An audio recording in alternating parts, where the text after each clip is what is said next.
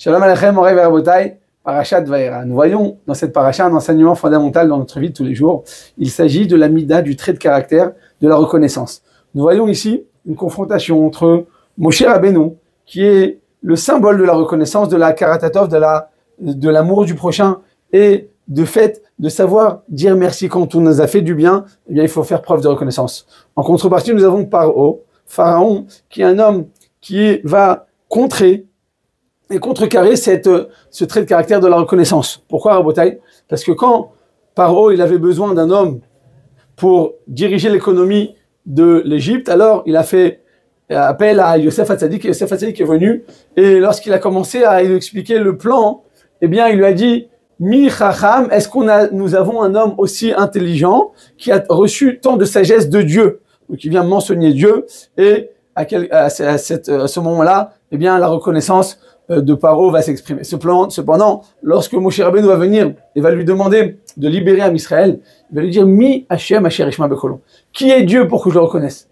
Alors, Botaï, d'où ça vient, ce manque de reconnaissance? Eh bien, on te dit que ça peut aboutir à la kfira, au manque de Emouna en Kadosh Baruch Hu, et en étant athée. C'est-à-dire que finalement, Botaï, un homme qui n'est pas reconnaissant envers le bienfait que lui a prodigué son prochain, finalement, il ne va pas être reconnaissant envers Akadosh Baruch Hu. Kol hakofer betovato shel chavero, sofo l'irfor betovato shel makom. Quand on n'est pas reconnaissant envers le bien qu'on nous a fait, que le prochain nous a fait, on ne sait pas dire merci, alors à la fin, on ne va pas reconnaître Dieu. C'est tellement grave, cette mida, que Akadosh Baruch Hu, eh bien, nous demande de ne jamais en user. Et Rabbi Chaim Shmuel Levi, dans son livre Sichot Moussar, nous dit qu'il est une obligation de la Torah, Rabotai, de faire preuve de reconnaissance. C'est pas juste un bon comportement, c'est pas juste une midat chassidout et une manière d'agir de manière positive, non. C'est une obligation absolue, et un homme qui ne ferait pas ça, chas vechalila, transgresse l'interdiction de la Torah. On a vu à Rabotai les limites de la reconnaissance, jusqu'à où ça va. Alors Moshe Rabbeinu nous dit à Torah, lorsqu'il est venu, qu'il a frappé le rocher pour pouvoir sortir de l'eau, Am Israël était mécontent et toujours en train de se plaindre, alors Moshe est venu et courroucé, il a frappé le rocher. Le Ramban nous dit, c'est à cause de ça qu'il n'est pas rentré en Israël, mais pourquoi? C'est la Torah qui nous dit cet enseignement, mais pourquoi? Le Ramban a expliqué qu'en réalité, eh bien, lorsqu'il a frappé le rocher, il a montré qu'il ne faisait pas preuve de reconnaissance. Viens, Kadosh Baruch Hu, nous dit le Yalkut Shimoni, il lui dit, Moshe, comment as-tu osé lever la main sur cet élément, sur un rocher, sur une pierre? Il dit, tu as oublié que quand Am Israël était en Égypte, et qu'elle engendrait des enfants, et qu'elles enfantaient, qu'est-ce qui se passait à Rabotai? L'enfant était enseveli dans la terre, il sortait de l'autre côté, et il se retrouvait près des rochers. Kadosh Baruch Hu a fait un miracle, il a fait en sorte que de ces rochers sointent du miel.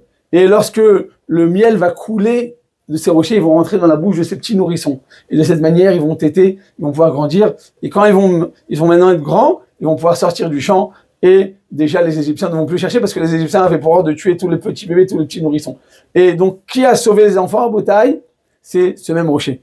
Comment, Moshe, as-tu osé frapper ce rocher? Maintenant, à Botaï, il s'agit d'un événement qui s'est déroulé 100 ans plus tard. Il dit oui, mais la reconnaissance à Botaï, elle est éternelle. On dit en hébreu, Asir Toda. Je suis enfermé, je suis emprisonnier devant la reconnaissance que j'ai à ton égard. C'est-à-dire qu'à Botaï, quand on dit merci, on doit tout à la personne, on lui doit sa vie. Et ça, Rabotai, c'est ce que dit la Torah, c'est la reconnaissance. Karat atov, je reconnais combien tu m'as fait du bien.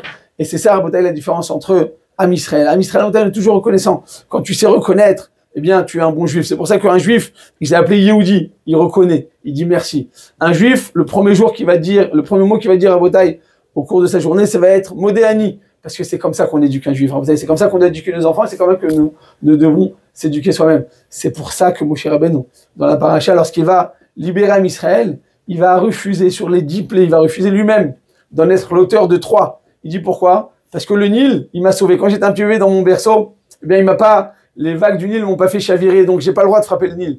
Et la terre également, elle a enseveli l'Égyptien, et grâce à ça, eh bien, j'ai pas été découvert. J'ai pu tuer l'Égyptien qui était en train de frapper ces Juifs, et je l'ai enseveli dans la terre, j'ai pu me sauver. Donc, je ne frapperai ni la terre, ni le Nil. Kadosh Baruch Hu lui a dit, Moshe Rabbeinu, tu as raison. Même si c'est Hachem qui lui a demandé de faire ces 10 commandements, il lui a dit, tu as raison. Parce que la reconnaissance, c'est un devoir humain, c'est un devoir divin, et c'est comme ça qu'on enchaîne et qu'on comprend la grandeur de cette mida incroyable. Shabbat Shalom.